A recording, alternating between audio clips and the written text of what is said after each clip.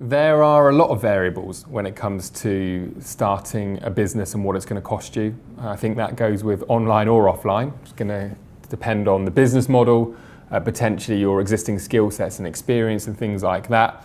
And what I would say is it's something that you do want to look into before starting any venture. It's your job, it's your responsibility as the entrepreneur to actually figure that stuff out. So do your research, but this is what I will say. Hopefully this will be somewhat helpful. The first thing I would say is there's definitely business models that suit tighter budgets. As an example, affiliate marketing. It's a great business model. You can get started on a much lower budget than, say, if you're looking to develop a new software or platform or program, or even your own products or services. The great thing, again, with affiliate marketing as an example, is you don't need your own websites, you don't need your own technology, you don't need to do your own fulfillment. It's your job to do the marketing as an affiliate to make sales, but you start earning commissions.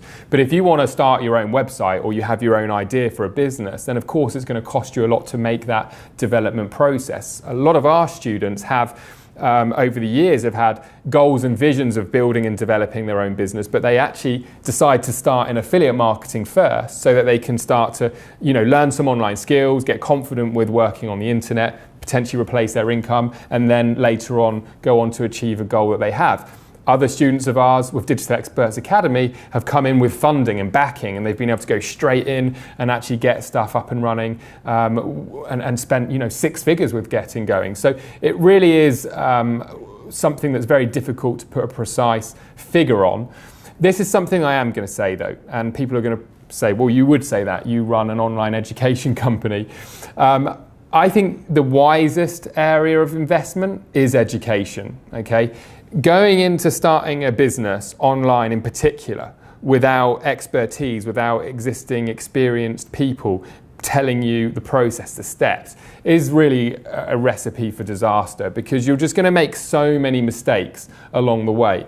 When you have the opportunity, and this probably goes for any industry, but I do think particularly online, when you have the opportunity to learn from people or even leverage people's existing tools and technology and advice and guidance and mentorship, then you're going to really drastically speed up your process, but you're also going to very much likely save making costly mistakes, maybe technology mistakes or advertising mistakes, investing in certain areas that you shouldn't be.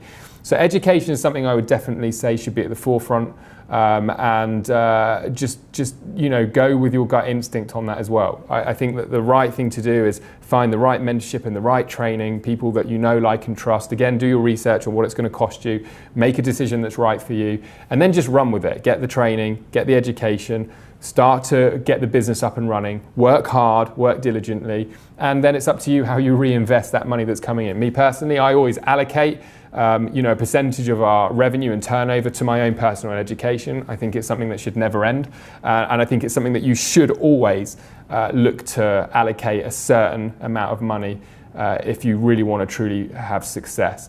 But one thing I can say on a positive note, the cost of running an online business is coming down. Education, tools and technology, outsourcing, and that is coming down in price. The only thing that's really going up is marketing and advertising, which of course is an important factor. But when you look at what you can get up and running with and set up with nowadays at a fraction of the cost of what it ever has been before, it's exciting times, because for me, I think there's nothing more exciting than somebody who has a dream, who has a vision, to be able to go ahead and execute on a business and an idea or a plan or a goal and make it happen. So many people in history have been held back by working for themselves, starting a business, because the traditional cost of getting started and up and running was so much. If you didn't have the funding, you didn't have the savings, you didn't have the backing, much harder to get up and running than what it is now. So just be grateful. That's what I say. Be grateful that we're in the internet age, that you have this opportunity. Be wise, do your due diligence, make commitments to yourself, i.e. the work, the education, the training, and just take massive action. And there you go. The cost of getting up and running with the business is variable, but you can absolutely do it around a budget if you so wish.